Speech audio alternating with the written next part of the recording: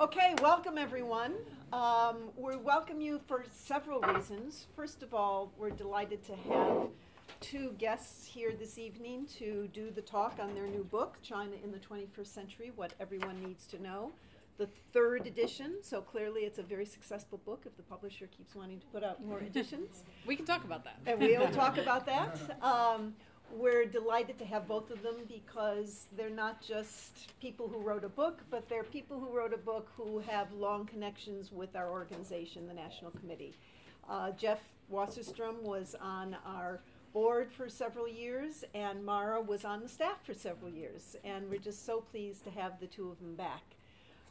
We're also pleased to have you here. It's sort of your guinea pigs, because this is the first time that we're using our new super duper communication system. We have these two new cameras, and Jeff and Maura are wearing lavalier microphones, and so hopefully you'll all be able to hear them, and hopefully the people who are watching and listening to the video and the podcast will be able to hear them as well, because they have a lot to say. I just did a very brief podcast with them.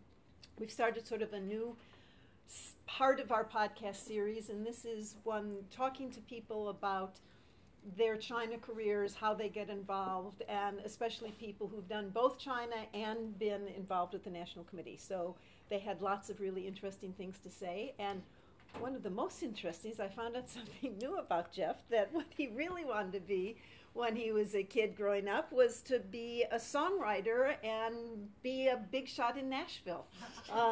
He went in a slightly different direction, but if you don't have enough questions to ask him at the end of this program, we'll ask him to sing one of his songs. How about that? Okay. Not if it's recorded. So I've told you the name of their new book. This is, I'm afraid I don't have the second edition. This was the first edition. This is the third edition. Jeff wrote the first one on his own, and then on the second and third, he worked with his student and now colleague, Maura Cunningham. Maura is now, after having worked several places, but most recently before this at the National Committee, working on our Public Intellectuals program.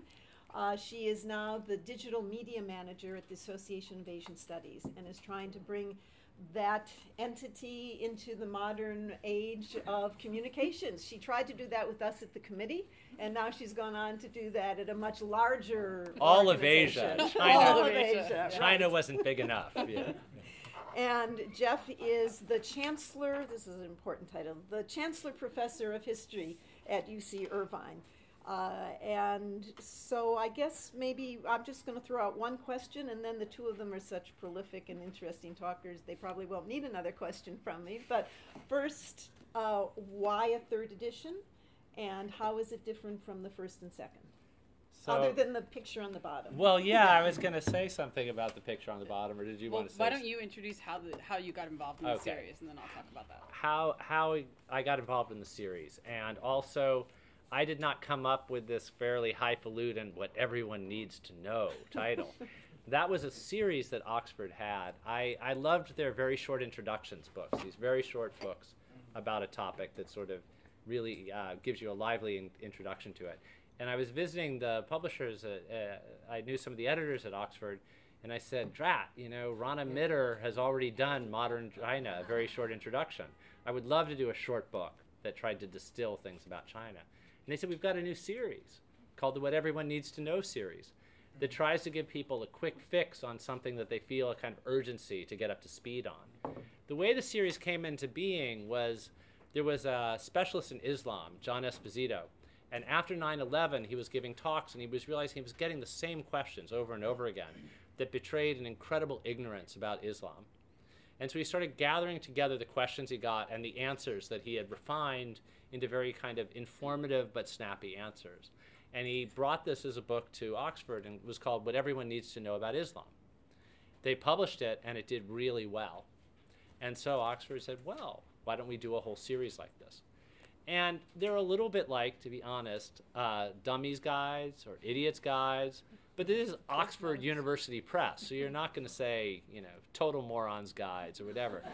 So what everyone needs to know sound appealed to the gravitas, but the shortness, the brevity of it appealed to me. And they said, maybe a China book for that. I said, great. And I tried to think of what topic seemed to have an urgency to get your head around. And I couldn't think of all of China. You can't do China, what everyone needs to know. I didn't think. So I thought, how about Chinese nationalism? This was a moment when there was a lot of both interest and concern. There was rising nationalism. And they said, that's too narrow. It was kind of a Goldilocks thing. That's too narrow. China's too big. They said, how about the Chinese economy? And I said, these are short books, but if you tell everything I know about the Chinese economy, it's going to be about 5 pages. So that doesn't really work. So then we thought China in the 21st century. I thought, well, that's great. And then, but to understand the 21st century, you actually have to understand a lot about the 20th century. And even to understand the 20th century, you really need to go back as far as Confucius. So that's how I ended up with this first edition, with the first half of the book is history, up to 49. The second half of the book is from Mao to now. But Maura can talk about where we went from there once she became part of the story. Right. So to Jan's question about how is the third edition different from the first or second, so we don't have a copy of the second edition here, and I'm hoping everyone will be able to see this, but on the first 2 editions, the 2 pictures used for the cover were the same. So on the top, you had these young punk rockers at a concert in the early 21st century who were partaking of global youth culture and very, very different from, I think, most Americans' idea of China, which tended to come out of the Mao era, of people wearing Mao suits, of a lot of rural poverty. And so we were trying, in this picture, the press was trying to show that China is changing, that there's a big social change. But then the bottom picture is what had stayed the same, more or less, from the Mao era, which was that the Communist Party was still in charge, and that you still had a group of older men ruling the country. In this case, they're no longer dressed in Mao suits; they're wearing Western-style suits and ties. But this was the era. This was published in 2010, the era of consensus rule, the time of Hu Jintao. So when we published the second edition in 2013, we changed the accent color on the cover from orange to red, because books about China have to be read at some point. And so Jeff had resisted that on the first edition, but for the second edition, we gave in and we said, okay, we'll go for it. But the pictures stayed the same because we felt that those 2 aspects, those 2 elements of China in the 21st century were largely the same. On the third edition, and this relates to how the content is different, we kept the top picture because we thought that this was still a great shorthand way of talking about how Chinese society had changed.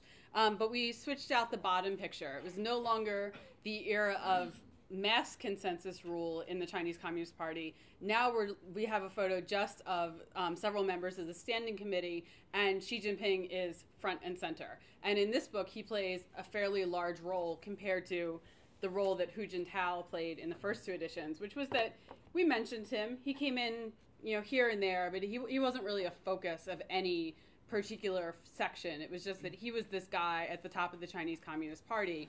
Whereas in the third edition, we talk quite extensively about how Xi Jinping's 5 years so far in power have really changed politics in China, have changed Chinese society, and have changed China's relationship with the world more broadly and the United States in particular. We have a chapter on U.S. China misunderstandings.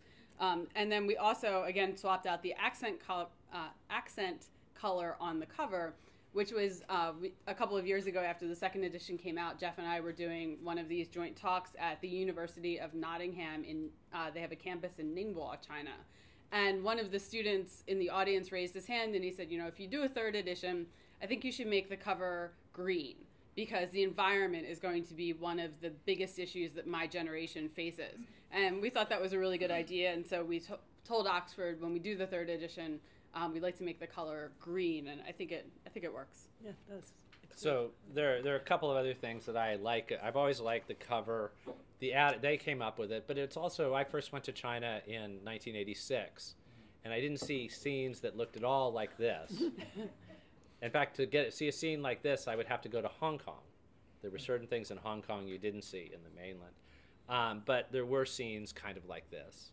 Although there are things that are changed even since then within it. And Maura mentioned the Western-style suits and the fact that Xi Jinping is referred to often as the president. There have been some things that have moved toward converging with international systems around there, as opposed to Chinese leaders were still often in Mao suits and things like that in the 80s. And this was really important. That's one reason why when Deng Xiaoping put on a cowboy hat, it was such a photo shot. Here was somebody showing that he was open to shifting toward another part of the world and breaking away and things like that. But here about this picture, rather than the bottom picture here, one thing I like, because I can't resist it, is this is of the Standing Committee, which is such an important thing, and they're all standing.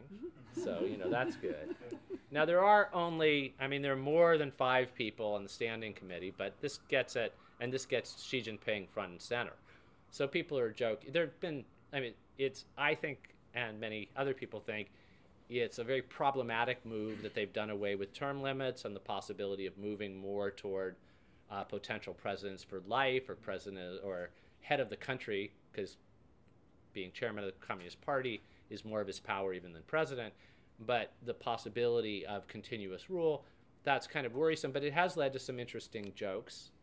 For example, there was a joke about there's a lot of pressure on Chinese women of a certain age to get married, and one woman said on a thing that's circulated on the internet is, my parents have been giving me a hard time. They've been telling me I have to be married before Xi Jinping's time in power is over. Well, I guess the pressure's off. But we feel that for the longevity of the book, again, it's a worrisome thing, but for the longevity of the book, say we wait 6 or 7 years to get around to a 4th edition, this picture will probably still work, except maybe it'll need to be cropped a little bit so it'll be there. Are there other people? There are other members of the Standing Committee. Yeah. So, Wang Qishan? well, I think the issue is Wang Qishan's not on it because he's aged out. Right. But I think but part of what's interesting is that the names don't. What you would usually want to say is who's the one who's been designated to be his successor. That was the key person on that. No, Yeah. that is Li Keqiang on there? Yeah.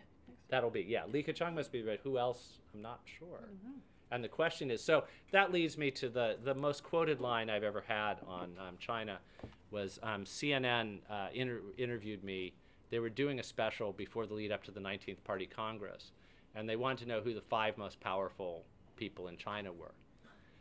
And I said, I don't know. That's not really what I think about. And they said, really, come on. We're collecting this from a bunch of people. Just tell us something. And I said, okay, if I were going to answer it, I'd probably say this. The 5 most important people in China, right? Powerful people in China, not important. Powerful people in China are the head of the Chinese Communist Party, the president of China, the person whose face you see most often on the streets, on billboards or with slogans, the person whose book you see most prominently displayed in any bookstore, and the person who calls the shots for the military. She, and she. So there is a sense in which really, as Maura was saying, we've moved from the time of rule by somebody who's the first among equals in a group to a time in which really there's one person who matters enormously and not others. And even the Wang Qishan, his closest ally in certain regards, aged out, wasn't on the Standing Committee anymore, and people said, well, that shows that it's not all about personal rule, actually, because even his closest comrade, he can't keep on.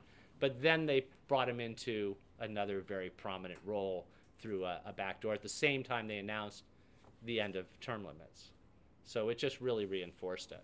So I like the fact also there are 5 people there like the 5 most powerful people, but I could only name one of them. The discussion you just had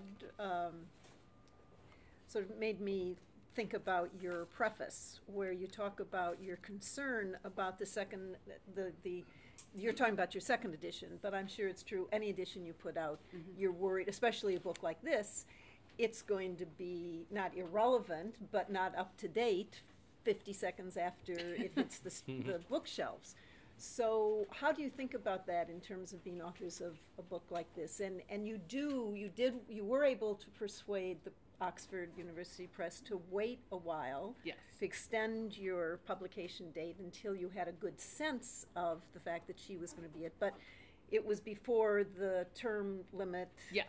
So how do you think about those kinds of things? Yeah, so I was absolutely convinced. We finished the manuscript and turned it in I think, early November of last year, 2017. And I was absolutely convinced that if anything was going to become irrelevant or invalidated before the book hit shelves, it was going to be that Jiang Zemin would die, and that our couple of paragraphs about him wouldn't matter so much anymore, because we talk about his continuing influence in the government and so forth.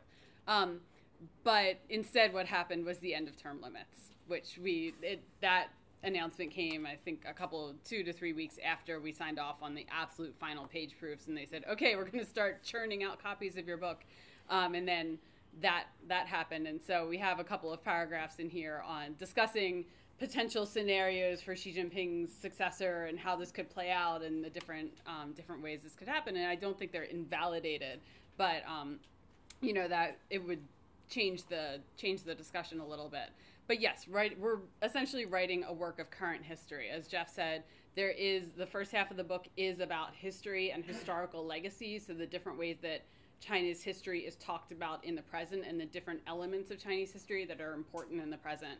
The second half of the book is called The Present and the Future, and chapter 6 is The Future, which is a very hard thing to write about, especially for two historians who are usually socialized to kind of defer any questions about the future. One of the things that we try to do and try to emphasize is that we are talking long term, that we're interested in how history affects the present, about how historical memory is important, about the different historical legacies that the Chinese Communist Party is drawing on as it's coming up with slogans and rhetoric and policy and so forth, and that the Communist Party is very aware of what's going on in other countries too, that they're constantly monitoring what's happening in other places to see, okay, if there's regime change in this country, what do we need to tweak in our system to prevent the same thing from happening here? And so there's a feedback mechanism that we talk a little bit about. But we do acknowledge that it's really difficult to keep everything as current as we would like to have it. But the world is changing a lot. I mean, we're talking specifically about China, but the element that came in as we were writing was that Donald Trump was elected president of the United States, and suddenly there was a lot of uncertainty here too about what the future might hold and how the course of the U.S. China relationship might map out over the 4 years that he will be in office. And so I think it's a really tricky line to walk, but we're trying to give a broader perspective and say, we can't answer your question about what's going to happen next week or next month or next year, but we need to understand how this all fits into a longer arc of Chinese history and society and politics, so that when something does happen next week, next month, next year, you will have the background knowledge and the context needed to put that into that broader context. But one of the things to note is that we have to change the way we cover the past as history goes forward. Mm-hmm. Even though, so what the thing we actually worried about when the term limits were announced, term limit end was announced, wasn't that we hadn't put that in, because you couldn't expect that and people realized. And we had said Xi Jinping is developing more of a personality cult and is being elevated to a special kind of status. So in some ways, while the timing of the term limit end was surprising, a move toward that wasn't in that rate. But one of the things that we worried and we went and checked was, let's hope, because we always have to cut some things in the past because we're trying to keep the book short enough so that you can read it from cover to cover on your first trip to China and also binge watch a little bit of a TV show at the same time. But we worried that when we cut, because there's more of the 21st century fit in, so we have to trim some things of the earlier places. And we got very worried that maybe we'd trimmed out Yuan Shikai. Yuan Shikai, that's old history. He was a warlord leader in the 19-teens. But when the term limits were cut, or the end of term limits, some people on the Chinese internet put up pictures of Yuan Shikai, because Yuan Shikai had been a warlord who had been a president and had proclaimed himself emperor. So if that had been gone, that would have been a little bit of a problem. Or if you can think of another example, one of the things that made the second edition feel dated was new things that had happened in the present. But another thing was that we didn't have much about the Silk Road in the second edition, first or second edition. And suddenly with the Belt and Road Initiative, the Silk Road looms larger in the stories that the Beijing government tells about the past. So there needs to be more about that there.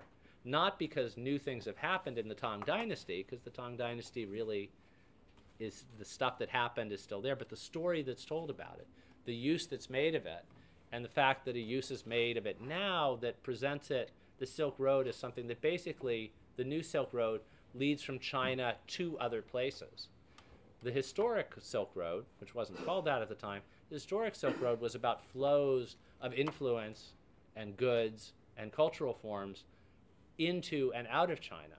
So it required a new kind of section about what actually happened and what uses is being made. So we really did a quite comprehensive revision of this that included redoing some parts of the past. And similarly, if somebody had done this at an earlier point, just imagining at times a book like this before there were Confucius Institutes, the part on Confucius would feel instantly kind of dated if you had so you have something about Confucius, but you don't mention Confucius Institutes. So there is a way in which the past is always being redone. It's not just about China. I think the Chinese government right now has a particular sense of and uses of the past, but that would be true of any place. The past never stays still. If you had a book in the United States about everything, what everyone needs to know, colonial America, and you had something about the Tea Party, the Boston Tea Party, once there was, if you wanted to make it speak to the present, once there was a Tea Party movement, that alters what was going on then. Even though the past doesn't change, it doesn't stay still. So this is a book that's aimed at the general public. Yes. Yet you do have sort of footnotes in it. Yes. And further resources, which I think is actually a wonderful thing for the general reader. But did you have an argument over whether you should have footnotes or not, or was that a no-brainer? Because you didn't really want it to be academic? Minimal footnotes was the format. We had to live with the format they had, but that was okay. So this is from Oxford? Again, a lot of it is what you're used to. So academics might say, well, it's really hard for me to work with it without extensive footnotes. But we both, though I'm still in the academic world purely, and Maura has been in it. And yet, has successfully transited while she was working on her dissertation, she was also writing op-eds and things. Yes. So both of us had written things with no footnotes. So for us to have a few footnotes felt okay, whereas people who thought the only way to do it is to document everything might have had trouble at how rarely we footnote that. Did we have? Yeah. We didn't have any arguments about. No. What did you have arguments about? And what was it like for the teacher to be working with the student? Oh. No. Deadlines. That was... Right. Well, you were good at that. Yeah. Maura's very good at deadlines. Yes. Yeah. Sometimes. Right. I think, yeah. Yeah. I think the one thing, it wasn't an argument, but the one thing that we really had to work out in the third edition was we have this large section at the back called Further Resources. So as Jan said, this is a book, this is an introductory volume about China, and it's not intended to be read, it's not intended to be a totally comprehensive introduction to every facet and every little detail about Chinese history. It introduces a lot of things and talks about them briefly, but then turn to the further resources section at the end if you're really interested in a particular topic, and we'll give you 3 or 4 more articles or books or things to look into that for a more in-depth discussion of those things.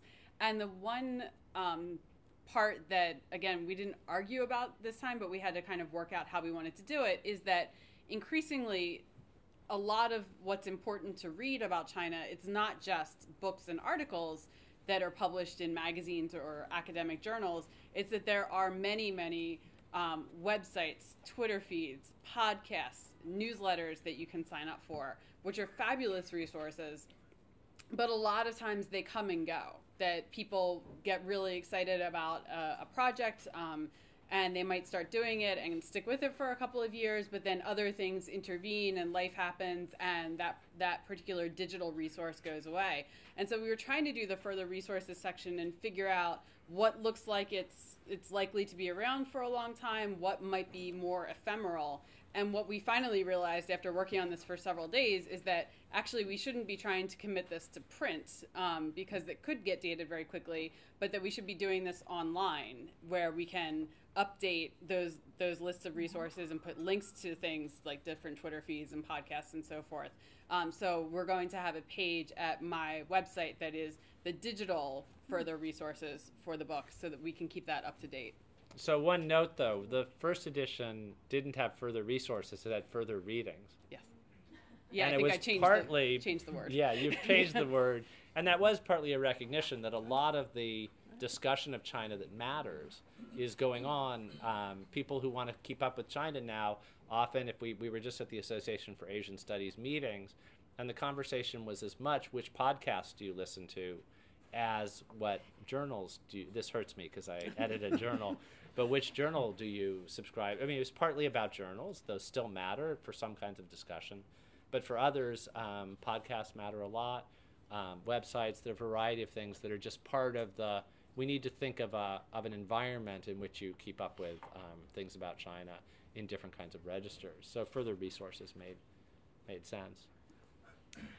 I'm going to open it up to the audience. I see a couple hands were starting to be raised, so I want to let everyone have a chance. I know it's not like a usual event you have here where there's a specific subject that you could ask, particularly because this is a very broad range of subjects which Maura and Jeff have touched upon.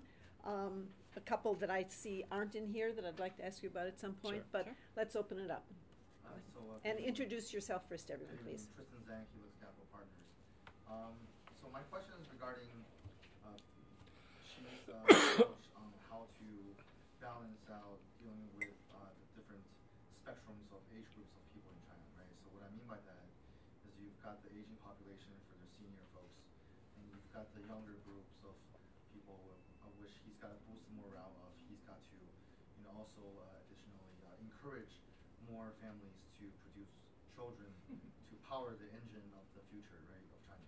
So how is she really planning to really balance out all of that, on both ends of the spectrum? In your opinion. So, I mean, it's great that you frame the question that way. For a lot of one of the goals we have when we're writing for a very broad generation that doesn't pay attention to China, or just has passing attention to other things, they don't realize how important the aspirations, attitudes, expectations of people of different generations are. And if you say that they're very different, then people might say, well, of course, grandparents never completely understand where their grandkids are coming from. But you have to say, in China, because of the rapidity of change, that space between generations, instead of being a gap, can be this chasm, because just you have people leaping through modes of technology. When I first went to China in '86, the people who are my age some of them had never ridden in a car and had never made a private phone call. They'd only made phone calls in a neighborhood phone. And then those people's children are thinking nothing of riding in cars and hailing the car on a smartphone. That's their only, and they've never used a phone they've had to share for others. So I think, obviously this isn't something that you need to be reminded of, but because you phrased it that way exactly about the differences.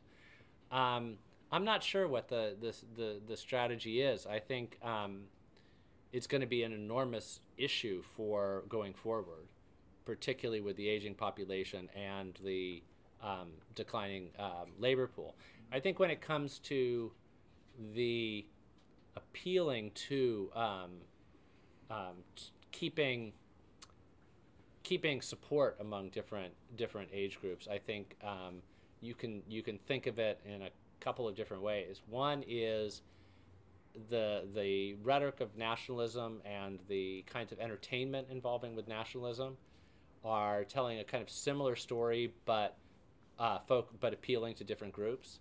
So there are nationalist movies being made. For a while, there were nationalist movies that largely played historical dramas, and now you're starting to see movies with a nationalistic side to them that are aimed at younger viewers. Like Wolf Warrior would be an example of something that has some of the characteristics and style of a computer game, or some of this, or an action movie in different parts of the world that are of that taste. But the goal of it is to get across the idea, look at how much the Chinese Communist Party is able to protect its people in a way that past governments couldn't. That would be a way where it's the same message, but it's calibrated and put through different media. There are other ways in which there are different messages being conveyed, and I think the message about having more children is one of the ones that the government hasn't found a very effective way to do it. That the restrictions on down to one child have been lifted, but you aren't having but you can't turn that tap on and off as easily as some of the others. Yeah. I'll just add, I'm really interested in propaganda, and at times in the 21st century, the Chinese state propaganda looks very clumsy and kind of hokey, and they were doing these rap videos that were supposed to show that the party was cool, but then they're like so bad that everyone is just laughing at them. But I saw a piece of propaganda a couple of weeks ago that I actually felt very affected by, which was a short video clip about caring for the elderly, and it showed Xi Jinping holding his mother's hand and walking her around and saying, like, I always come home to her, or something like that. And it was actually a pretty good piece of Chinese propaganda. And I think this is a message that we're seeing, as Jeff said, the instruction to have more children, it's not that easy. There are so many other social and cultural factors and economic factors that go into the decision to have one or two children. But the sort of cultivation of caring for the elderly, of playing a bigger role in your parents' lives because there aren't as many social services or things available, and we are going to see this aging population in China, I think that's probably a somewhat easier sell, because it's just, spend more time with them, not have another child, which will cost you X amount of dollars over the course of their lifetime. Actually, in terms of that propaganda clip that you saw, CCTV has become increasingly very sophisticated in putting together short clips. They're public service ads in many instances, and the production quality is very good, and they're very thoughtful and very, sort of tear-jerking, but interesting. So yeah, I think the party is, and the Department of Propaganda, everything's being reorganized, so we'll see how this plays out. But I think they're trying different things, just like we were talking about. That if rap videos just get laughed at, then maybe stop doing those and try something else. Go for the heartstrings instead. Right, that's what they're doing at the moment. Yes, Andy, Mirtha. Sorry, introduce yourself. From Cornell University. And part of our public intellectuals program. Can't leave that out. The second cohort of the National Committee on U.S. China. There you go. Okay. Yes. So the first time I went to China was 1988. So I was there for 88 to 89. I remember when I went there and I was announcing that I was going to China, everybody was really excited and was cooing about pandas and the Great Wall and everything. And when I came back, they were all surprised that I'd made it out alive. And so there's not only a fair amount of ignorance, but there's also bias. And those two, that was particularly dramatic, but you saw a real shift in that bias. When you were approaching writing this book, and writing for the general public is far more challenging, at least for me, than it is for my tribe. Did you, in addition to trying to kind of face the challenges of overcoming just general ignorance about a specific topic, did you confront the issue of bias? Yeah, Chapter 5 is U.S. China misunderstandings, and so we try to cover some of the things that we think preconceived notions that American readers might have that we want to not necessarily correct, but to explain a little bit more, to unpack and put into a larger context. So we do talk about various things there, such as, now I'm blanking on it. What's in that chapter? But What's in that chapter? Well, I think we talk about. We start. What is the most common thing Americans get wrong about China? So we tackle that right off the bat. And so yes, we are trying to. You have to buy the book to find out the answer. Yeah. So I'll say as a general strategy. So I mean, it's amazing how recurring the swings toward romanticization and demonization are. And they take many different forms. And sometimes it's actually,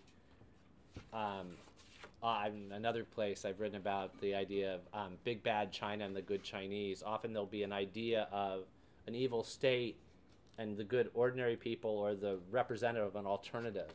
And sometimes the alternative that's admired is someplace outside of the mainland, or sometimes it's one figure who seems to be saving, but the recurring pattern of it tends to be an idea that China is ineluctably different and strange, and that can be in a delightful way, or an admiring way, or a despising way. And so, one of the main ways to help get away from that is actually to focus on things that are shared between, in this case, the United States, who are writing largely for Americans. Similarities between Americans and Chinese, and between Americans and America and China as a country, and thinks about things that are related. So to talk about diversity within China, because this idea of a homogeneous China and homogeneous Chinese people is one of the things that leads toward biases for good or evil, either admiration or not. But thinking about the trajectories of the countries. So we spend a lot of time in that chapter about parallels between the U.S. and China, sometimes moving through time. We talk about how when the United States was a rapidly rising power in the late 19th century, a lot of the things that were said about America by the previous, by the powers that be at that time, like Britain, were America builds things incredibly fast, which is very exciting, but it's also dangerous. They don't respect labor. You can't trust products there. They're shoddy. If it's made in America, think twice about it. They don't respect intellectual property. Charles Dickens came to America and said, it's great they're reading my books, but they're all, I'm not getting any money. They're all pirated editions. And thinks about the kind of echoes you could have of that to things that are said about China in the recent past. And then, that doesn't mean it's all the same, though. I mean, of course, there are differences between the systems, but just making those reminders, I think, moves against that. But you can also say in the present, there are certain things that, if you're outside of China and America, people look at the two countries and don't think of them as the polar opposites that we do, but think of what they have in common. We're two of the countries that are most likely to veto something in the Security Council because we don't want an ally to be punished, or because we just we're big continent-sized countries that have founding ideas that we're not imperialists, but for a lot of the rest of the world, they think, well, you sure seem to be kind of an imperialist, America, when you took over Hawaii, which wasn't yours, which was an island that you suddenly claimed you had rights over, and China claims not to be imperialist, but hell, it seems to be expanding. So you talk about those things, and you get to a point where it's not about saying they're the same, but to at least get beyond the idea that they're total opposites, which is, I think, where a lot of this particular pattern of bias comes into, where there's this dream about a China that's very different, converting to being just like us, and this nightmare about a China that's very different, being a threat to us, and trying to get beyond that. Not that there aren't things to worry about, not that there aren't things to admire, but to get beyond that notion of complete lack of parallels is a useful step, I think. Yes. Hi, my name is Eileen Zhou. I'm an economist. So I was... Uh-oh. There's a separate book, The Chinese Economy, what everyone needs to know. It's by Arthur Kroeber, and it's about twice as long as ours. I actually... Sorry, I'm just kidding. know very little about Chinese economy. China in 1987. I found the top photo of your book is very interesting, the youth there. And that reminds me how when your fourth edition coming out, how that photo will change. For example, the haircut. We knew that last Christmas, the Christmas celebration was banned by the government. It's a really new thing. And also the T-shirt had the Che Guevara. On it. So that makes me wonder the future of China, and particularly the role of youth in China, whether they can help in shaping the future of China. And is there a possibility, and given the recent incident of the eye rolling, first of all, I thought that because I lived in China for so long, and I thought it was very quiet, the youth perhaps didn't care. But then that could be a catalyst, because the eye rolling thing. So I'd like to hear whether there's a possibility for the youth to. Yeah. So I was thinking if we had switched out the top photo on the third edition, my vote was to have a photo that was something like a subway car full of people staring down at their smartphones, because I think that would have gotten across the same sort of message of things are very different in China, and yet there is this great similarity with global trends, and of course the ubiquitous nature of the internet and the smartphone in Chinese cities. And so the last couple of times I've been there, that's been my biggest feeling, is when I look down a row of people, pretty much everyone is staring at their phones. Of course, that's largely the same here. But Jeff knows a lot more about youth and protest than I do. So, And can you combine that? Jeff and Maura and I were all just at the Association of Asian Studies meeting over this past weekend, and Jeff ran a panel which was about censorship in China, but it was the morning, it was Saturday morning. Yeah. And he started off with a beautiful comment that I found very interesting, because it sort of echoed what I think about youth and protest, and I hope you'll incorporate that into your answer. Okay, I will. I'm good at taking direction. So it is, I think, related. So there are a couple of things that I would say. One is it's hard to figure out how a sort of youth movement of any sort would take place in mainland China right now because of the degree of controls. And one of the signs of it is there's been very little activism on campuses, with one exception recently of some of the Me Too movement complaints about sexual harassment came to China. Some of it was on campuses, but it was fairly quickly squashed. So it's hard to figure out where the space is, but and I think this is what Jan was thinking of.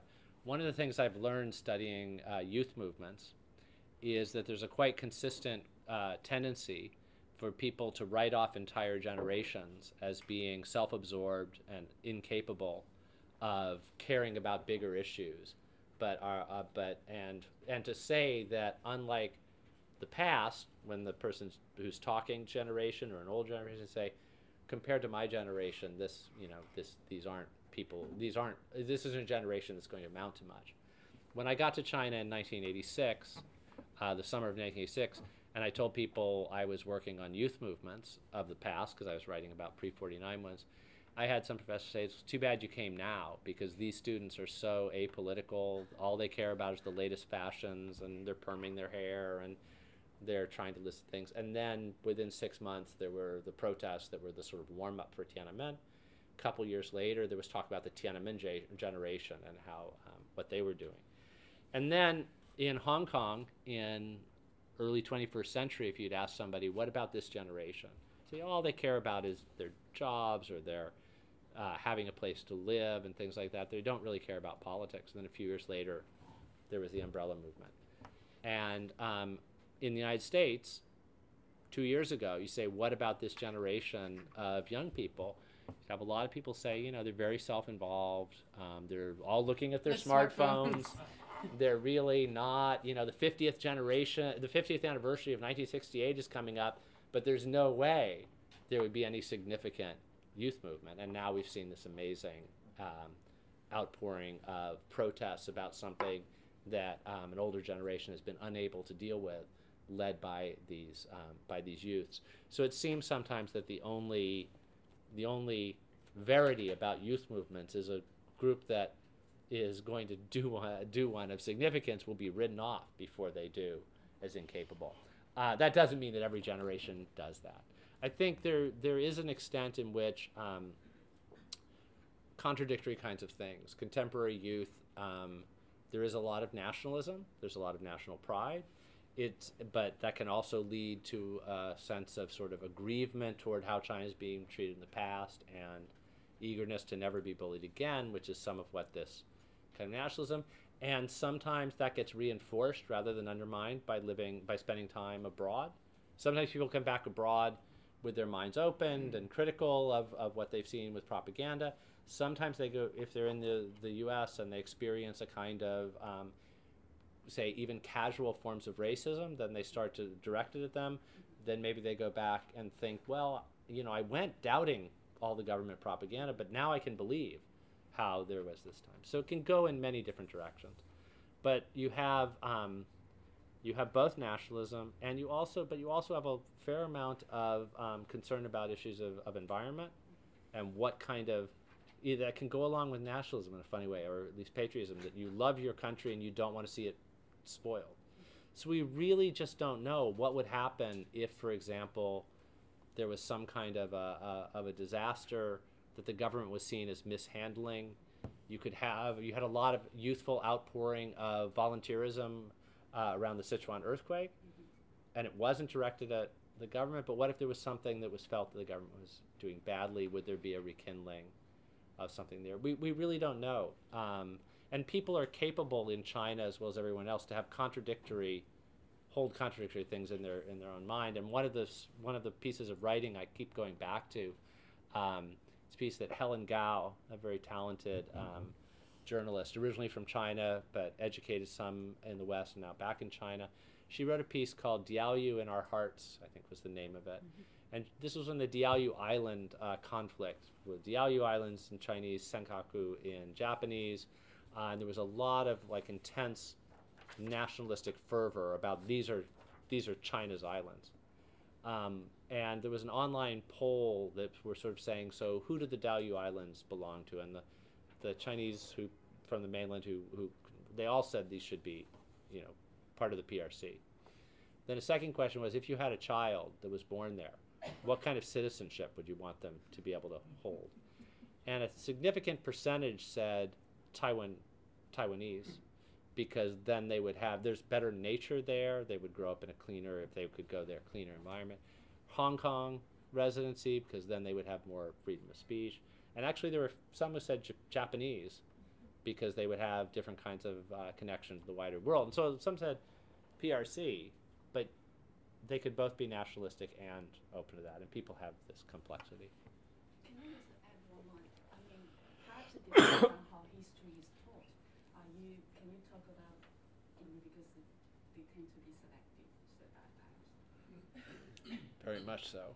Yeah, absolutely. And we are seeing rewritings of that. I mean, it's not just that there is one state textbook that was created, in the early 80s or something that is enduring until now. It's that it's constantly being reevaluated, and they're adding things in and taking things out of the education curriculum. And there's this patriotic education that started after the Tiananmen movement to try to encourage this sort of nationalism that Jeff was talking about. And so, yes, that the teaching of the history in one particular way can definitely lead to a certain sort of nationalism. But there's also a whole lot of interest in, okay, so we know that the government is teaching it from the government's perspective, the party state's perspective, but there's the whole internet. And so people are going out and trying to find alternative narratives and trying to figure out what's not in their textbooks. And so I think there's, it's not simply that this is what's taught in the classroom and that means that everyone thinks that. It's that there's an awareness of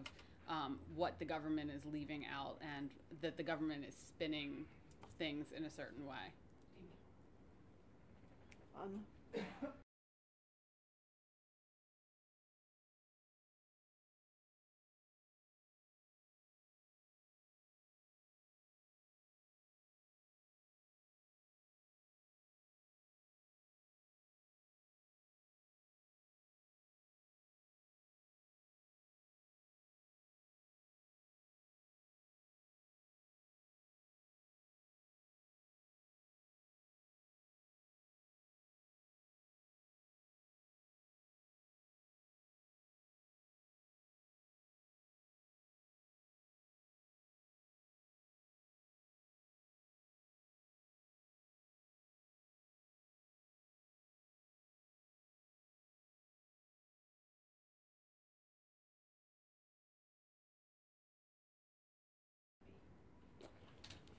So let me say first, it's great to have you in the audience. SupChina is something that we rely on and enjoy, the Sinica podcast and other things. And for discussions like this, also just to be fair and not show that I'm just praising the operation of the.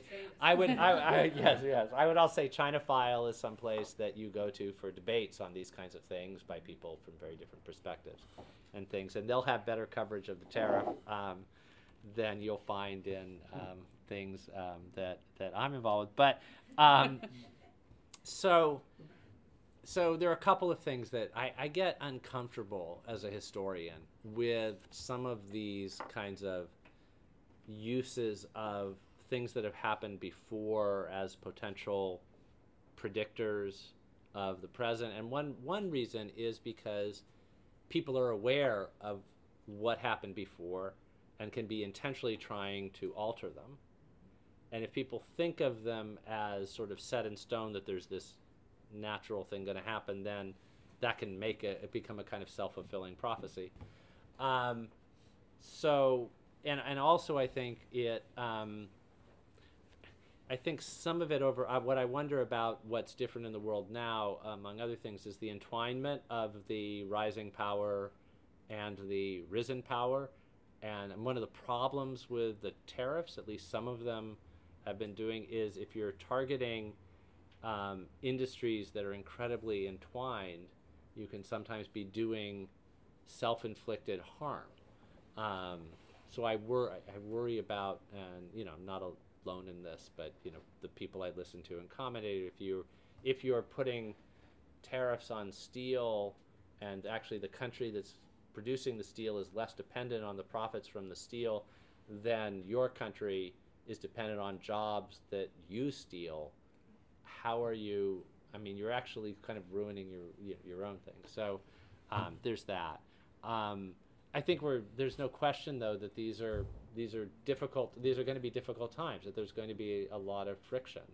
The United States has grown quite comfortable in a very anomalous period of being far and away the biggest economy and the strongest military and the strongest soft power place. And so sometimes when we're diminished in one area, we get sort of desperate at the idea we're getting surpassed, rather than thinking about it being a more complicated world. I also don't think there's any guarantee that going forward that in 10 years we may be having a very different kind of discussion, not because of the U.S. and China, what's happened with them, but there may be some other country that we weren't thinking about that much that's suddenly significant in that thing.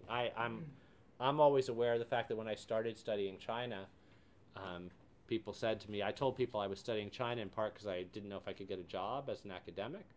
So I thought at least if I study China rather than, say, Britain or France, their history's interested me too. At least if I can't get a job as a historian, knowing something about China, business or journalism or government, there'll be jobs. People said, well, shouldn't you be studying Japanese? Shouldn't you be studying Japanese history? Because, they're the really big economic story. And China's really interesting. It's big. It's not that it's insignificant. But Japan, that's what America is threatened by economically. Oh, wait, or maybe Russia, because Russia is the geopolitical thing. And so, they thought you're kind of half smart. You're kind of pragmatic, because of course you're going to be an unemployed British historian if you go into that. But China, that's not so. But my wife likes to tell me that I get the last laugh, because now China is Japan plus Russia. It's the economic concern and the geopolitical. So it's no question it's going to be rocky, but I don't think this idea of a kind of on the edge of war. I mean, it's rocky for a lot of reasons, but I don't think the model necessarily works because of things like the entwinement and the people's connection, the number of people from each country in the other place. And there's just a lot of variables that don't seem to me to carry over that well. Yes. I'm Joel Epstein. I worked in China for J.P. Morgan Chase and also AIG. I'm trying to figure out where China is going with respect to private future of private business. We saw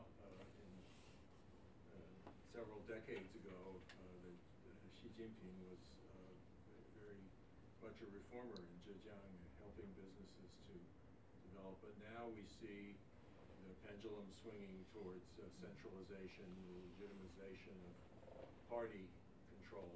Does that imply the delegitimization of private business? And where do you expect China to strike a balance? And what kinds of companies will survive in terms of size and global nature or just local nature versus state-owned enterprises? One of the things that I think is really interesting is that we are seeing this, as you said, the pendulum swinging back towards state-owned enterprises.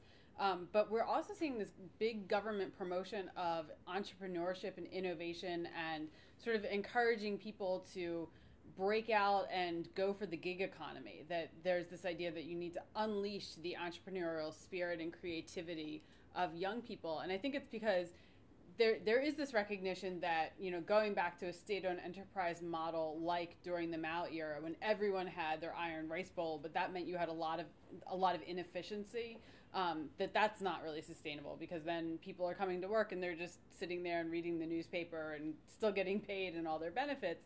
And so it seems to me, and again, we're not economists and there are people who study this much more intensely, but from what I've read, it seems that there's this swing back toward state-owned enterprises, but trying to make them as efficient to a certain degree as possible, but not accepting the idea that everyone must be employed and therefore the state has a responsibility. Instead, it's saying let's find a way to get people to employ themselves in these small startup businesses. So there's a move away from, as I'm sure you know, China's economy is transitioning away from just export-oriented manufacturing in the South, and now it's much more about this Make in China 2025 initiative, that China is going to become a global producer, a global creator of new products in collaboration with, for example, people in Silicon Valley. And so I think the pendulum is kind of swinging both directions at the same time, that more centralization in state-owned enterprises, but also that for the people who can't really fit into that obviously the government's not looking for unemployment, and so it's encouraging people to employ themselves. But there's a lot of space between tiny companies Yes. and self-employed people versus vast state-owned enterprises. So what are you hearing? What are people saying in the government and in the party about the legitimacy of having, privately owned companies generating a significant piece of China's GDP? Is that going to happen? I mean, some of what we're seeing is a desire for maximizing control, and that leads to both the tension between these, but also efforts to insert within private companies more of a party control. And there have always been some degrees of these things going on, but we are tipping away in many ways, from increased space for things that the government, the party state, which is increasingly now the party again and less the state, things that they can't control. So it's certainly moving in that direction. Whether that's in massive, it's partly about state-owned enterprises, but it's also about trying to figure out a way to have more control over the other end, the private sector there. So the word private in China, when you're talking about a private sector, is going to have a very different definition for quite some time. There's never going to be anything that's totally private, at least under the current administration. There are lots of companies in China which are privately owned or predominantly privately owned. Yes, but increasingly, as Jeff said, the state, the government, the president wants to insert the party into it. So my question is, how far does that pendulum swing back the other way? And is there something in the... Xi Jinping has been a very pragmatic guy in the past. Yeah. And he's got a lot of problems to confront, demographic, environmental, you name it. And private ownership of parts of the economy can be helpful to solving these problems. If you stop it from happening, you pay a price. Yeah, yeah. So you think that's what? Absolutely. Yeah. So I think there are a couple of variables, and one of the variables, getting back, I'm still embarrassed. It is, Li Keqiang is on here. I just don't know who the other ones are, which says, but I think one of the things that, I don't think the pragmatism has gone away. The Chinese Communist Party has been, actually from Mao's time on, this is one of the continuities that some of the political scientists who studied this, Sebastian Hellman and Elizabeth Perry had a book about this, edited volume about appreciating just how experimental within general ideological frameworks the Chinese Communist Party has been in trying to ensure, in a way, having a nationalist agenda above all and maintaining its own power above all. But one of the things that a less centralized around a single leader system had was you had a kind of ongoing debate within, when Deng was in power and Jiang Zemin and Hu Jintao, you could have periods of people making the case for both those positions within the government. And we got very used to this idea, both of pendulum swings, and I'm less familiar with the economic thing, but some of that was going on, where you would have Zhu Rongji having a different view, or somebody in the government who could be counted on to make the case for more room for private as opposed to the public.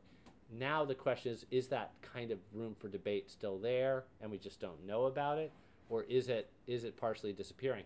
I'm much more used to it in this kind of notion of swings and debates within the government about things like an expanded role for civil society or greater room for debate, academic debate, or things like that, or a lighter role in suppressing protests versus a more restrictive role. And we got used to this idea that there were periods of tightening and periods of loosening.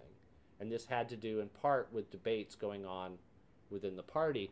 And for quite a while, actually, since the Olympics, there's been a trend toward tightening.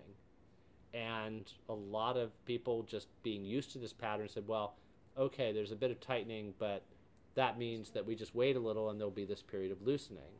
And maybe after Xi Jinping takes power, that'll be the time the loosening starts. Or maybe he'll need to spend a couple of years consolidating his power, and then the loosening and reform will start. And now we're getting to a point where we really have to reconsider that whole paradigm, because what's happened under Xi Jinping has not been the same kind of tightening or a move toward loosening, but an acceleration of tightening. And one of the worrisome things is to think, does that mean there's no longer that kind of debate within it, and that Xi Jinping, whatever he was before he took power, is now largely focused on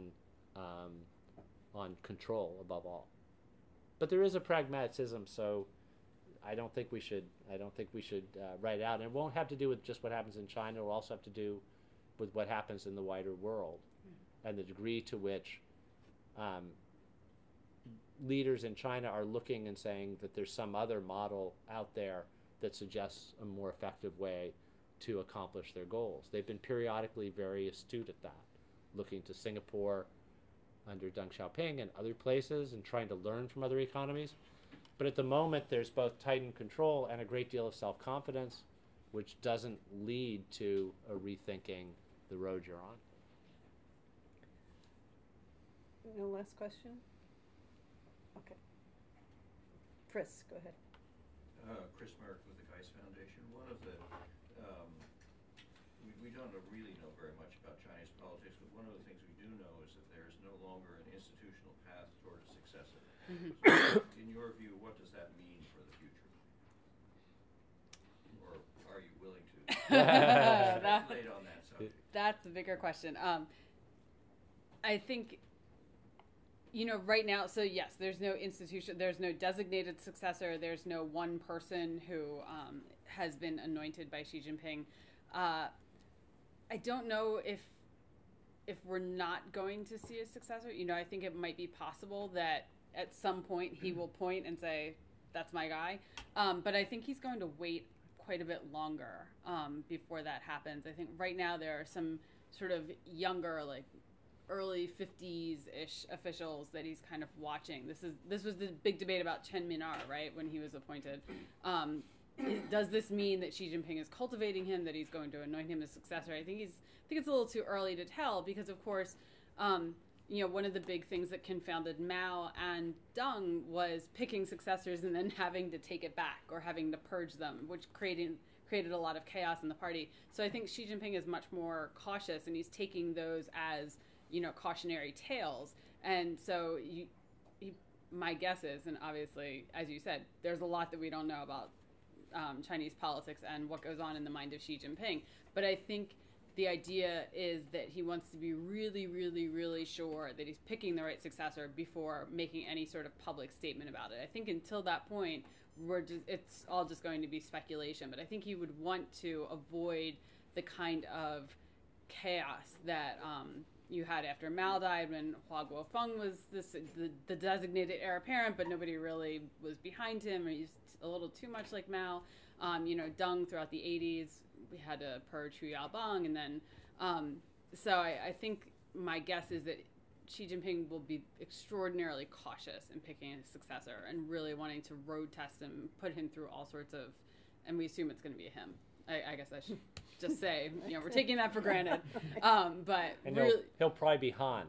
Probably be Han. Probably have dark hair.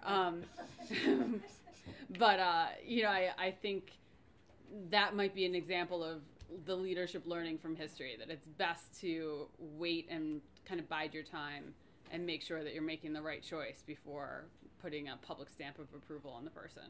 And I think it's worth thinking about some other norms that have, or expectations that have been altered, even besides the most obvious, the obvious ones about term limits and successor, because I think these are also interrelated. One of the other patterns that's been broken was an idea that after retirement, you were safe from being persecuted or prosecuted. And he's broken with that, which makes it less attractive to retire. Yeah. Let's say. And so that is something that's changed. And so all of this is part of a bundle, but this is the limit of history matters, but it doesn't give you clear predictions, because you don't have these things happening at a time when global sort of respect for China, despite fears about China, is much higher than it was in the earlier part, when a Chinese leader like Xi Jinping can go to a setting like Davos and be acclaimed and can look like more of a grown-up than the American leader of the moment. And what happens in other places can make it easier for him to do certain kinds of things, and there not be as much attention as there would be in another setting because of global distraction. So the settings aren't the same, so it opens up different possibilities, and all of the moves that are made alter the equation as well, including this suddenly less attractive possibility of a quiet retirement. Just let me pose one last question, since you're both historians. You spend a lot of time in the book talking about how sort of what's in the past has influenced the current political presence in China. So either you can each take one or the other, you can both give me both, but what would you say as historians from the past has been the most important lesson that people in the present have learned?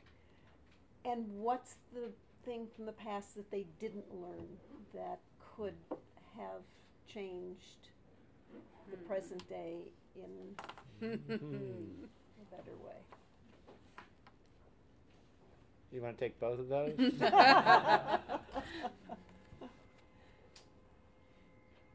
The most important thing in the past. Or one of the few. One of the few things that China, that the current leadership and the current population has learned from its past that has shaped it in ways that you think are very important. And is there something that it has sort of erased from its past that you think would have been important to maintain?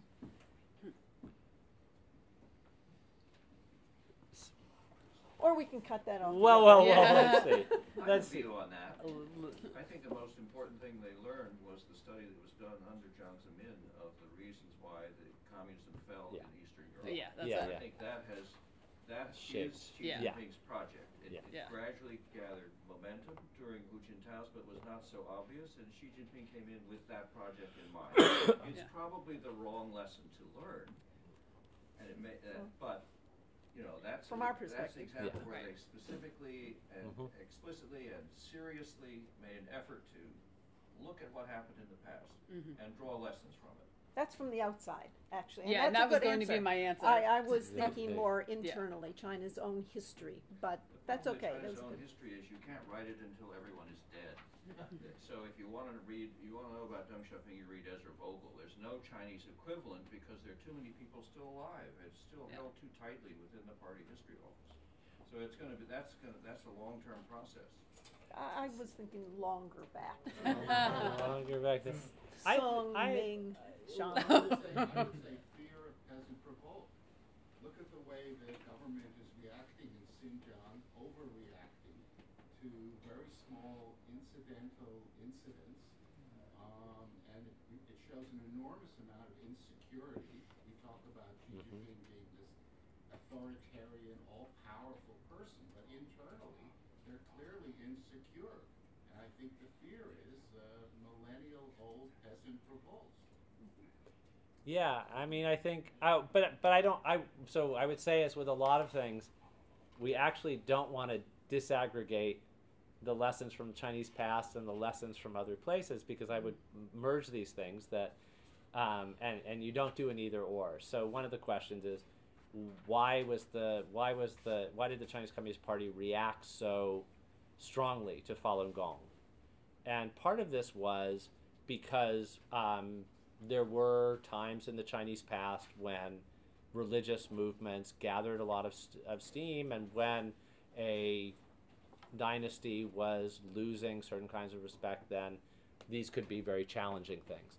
But there was also a sense in which an intense awareness of the fall of the Soviet Union, and including things like the rise of Solidarity, the lesson was, be very careful about movements that seem to be drawing together people from different sections of society and different parts of the country that have some sort of tie to a admired figure who has something to do with religious properties. So that is part of why, the Dalai Lama, because of his charisma, you worry about things in Tibet that cross across class lines and across different parts of Tibet. With Falun Gong, you worry about it, that it attacks different things. It's partly there, this fear of a kind of solidarity that used to be called the Polish disease, where there was Catholicism as well as other forms of discontent that pulled together. And there were also fears of religious upheavals in the Chinese past. And it wasn't that it was neither or. It was that these came together. There's something, I think the key thing to realize about the Chinese Communist Party is, in part, it's an incredibly diagnostic entity. It's trying to figure out what are all the kinds of things that could bring something like them down, and how do you alter the equation to do it. And it's points that may be a dynasty look points that may be the Soviet Union, and so forth. But it's one reason why paying attention to history and paying attention to places other than China, even while it's so hard to keep up with China today, in the moment, we had the experience during this book tour, this short book tour, of being asked in the morning in one question about the relationship between China and North Korea, and putting, well, one of the key things to say is that Kim hasn't even met with Xi Jinping. And then we got on the train, and looking at our phones, each checked our smartphone. Oh my God, okay. So, yes. Well, thank you all for coming. Join me in Thank you very thanking our much. guests. You all had great questions. I'm just sorry there were so many of them because we didn't get to hear you sing.